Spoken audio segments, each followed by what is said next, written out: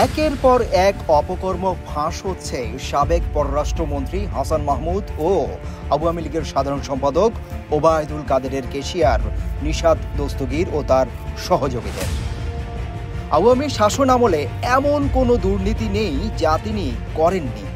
মিডিয়ায় TV licence বাণিজ্য থেকে শুরু করে নারী ব্যবসার মতো ঘৃণিত অপরাধের সাথে জড়িত ছিলেন নিশাত দস্তগীর। অনুসন্ধানে বেরিয়ে এসেছে চাঞ্চল্যকর সব তথ্য প্রমাণ। নিশাত দস্তগীরের প্রধান সহযোগী বাবুল আক্তার, নিশাতের নারী ব্যবসা, টিভি লাইসেন্স বাণিজ্য, তদবির বাণিজ্যের অন্যতম সহযোগী তিনি। এই বাবুল আক্তারের অপরাধ চক্রের অন্যতম সহযোগী হলেন তার প্রেমিকা রামিসা নুসরাত। অনুসন্ধানে জানা যায়, পরিবারে সুন্দরী স্ত্রী ও বাচ্চা থাকা সত্ত্বেও একাধিক নারীর সাথে বিবাহ বহির্ভূত সম্পর্ক রয়েছে তার।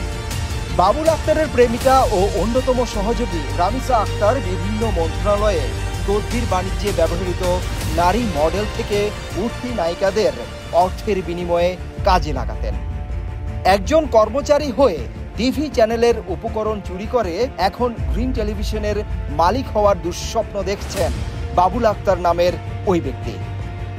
এছাড়াও নিস্ত্রী থাকা সত্ত্বেও রামিসা আক্তার নামের ওই মেয়েকে নিয়ে ঘুরতে যাওয়া, মোটা অঙ্কের অর্থ প্রদান, গ্রিন টিভিতে নানা সুযোগ সুবিধা দিতেন বলেও জানা গেছে। হঠাৎ করে আঙ্গুল ফুলে কলাগাছ হওয়ার পিছনে বাবুল আক্তারের রয়েছে এক দুর্ধর্ষ অপরাধ সাম্রাজ্যের গল্প। অনুসন্ধানে জানা যায়, বর্তমানে মোহাম্মদপুরে একাধিক বাড়ি ও গাড়ি রয়েছে বাবুল আক্তারের।